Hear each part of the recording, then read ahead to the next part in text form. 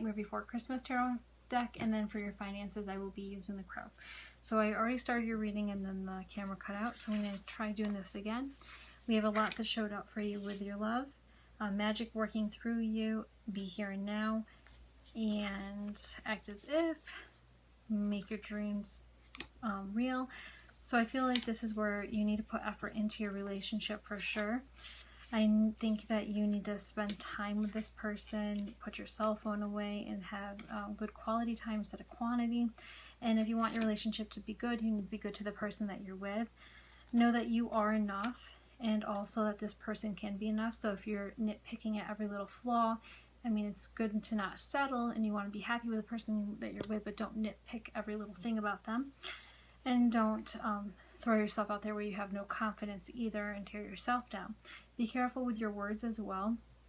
Watch what you're saying and how you're reacting to this person, and also tend to the small things. If you take care of the small things as they pop up, those issues, then it will help prevent them from escalating into something bigger. Now, looking at your tarot card deck here for your reading for love, I feel like you are kind of on defense here. Like maybe you feel like you're under attack by someone else. Maybe someone's saying something about you, or maybe you feel like somehow you're coming off as the bad person in the relationship. It's important for you to look at other people's perspectives when it comes to this relationship. Like if you're always defending yourself and saying, well, it's you, it's not me, you know, you do need to pull yourself aside and actually look at this other person's point of view and their perspective and the relationship, and I think that's definitely important for you. I feel like you like to have that control over the situation too, and feel kind of strong here. You don't want to be vulnerable.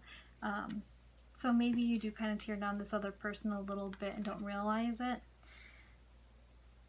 I feel like you definitely, there's a sense of like every time they say something to you, you feel like that they're being negative, and maybe they're not. So I just think that you need to be aware of how you're handling the situation, how you know, like sometimes people, there's a lot of times there's miscommunication or misunderstandings, especially if it's coming from a text message on how someone's saying something. So verbalize things and be honest about how you feel, but also like don't be so immature about it. I do feel like you're being a little dramatic in some senses, where you're, every time someone's saying, hey, I don't like when you do this in the relationship, you're feeling like they're saying that they don't like you. I do feel like there's going to be some sudden changes coming out of nowhere too when it comes to your relationship, because we have the Tower card in reverse. I mean, this is out of your control. It's going to happen. If you get in the way of changes happening, then it's just like the universe throws it into high speed and changes the things so that they line up the way that they're supposed to, right? So it's definitely important. I feel like you are neglecting these things. You're putting them to the back of your mind and not really dealing with them. And you're not really understanding where the person's coming from in your relationship. Now, I'm not saying that you are going to split up with this person or anything like that. I do feel like something is going to happen. Maybe they're going to snap and be like, you can't keep treating me this way. Or stop, you know, because it's a little unhealthy. Now, maybe it's the opposite. Maybe it's this person that's that way. You know, every time you try to tell them that they're not treating you right, then they get all defensive. But someone here is being a little immature with it, and they're just jumping to conclusions and getting very defensive. Okay, so Aries, let's take a look and see what's going to happen for you for finances. Now, this is a July reading, but this doesn't necessarily mean that this is only for July. This will be whenever you watch this video and the message needs to get out to you, right? So it doesn't necessarily mean that right now in July you're going through this.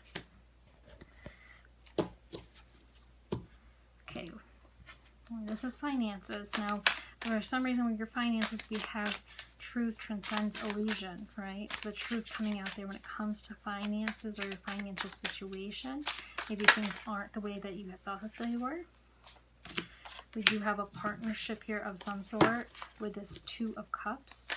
Could be with a significant other. But this partnership can also be in business, being that this is finances. For some of you, maybe you are married and this partnership with finances has to do with your significant other, your husband, your wife. What else when it comes to finances? Again, and for some of you, you may be relying on someone for money. in this situation.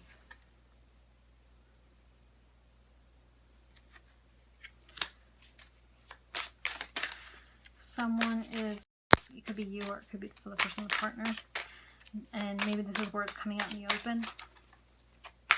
Maybe there's less money.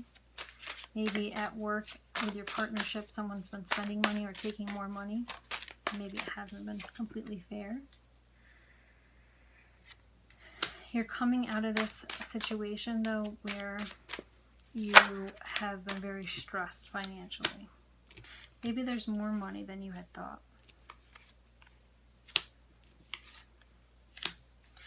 There is a repetitive situation here with your finances that have to do with some sort of addiction and moving forward with something. Like maybe you spend your money very quickly. Maybe you don't think things through before you spend. Or your significant other or partner or whatever it may be. Okay, so yeah, I think that someone probably financially spends money a little bit foolishly here, or isn't really helping out the way that they should be financially. And if it's at work, again, either you or your partner at work may be reaping the benefits of this a little bit more than the other, so it's not completely fair here. And I do think that someone has some sort of addictive behavior where they are spending money a little bit foolishly, not being financially mature.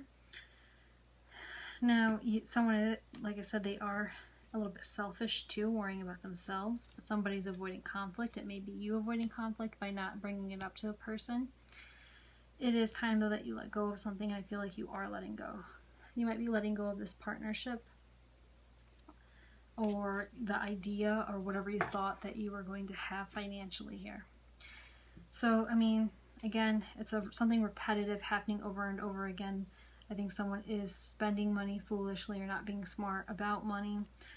Somebody's being a little bit selfish, maybe not contributing the way that they should. But I do feel like the burden is being, it's not as great on your back anymore. I think maybe you're used to them not helping you out as much or them reaping the benefits more.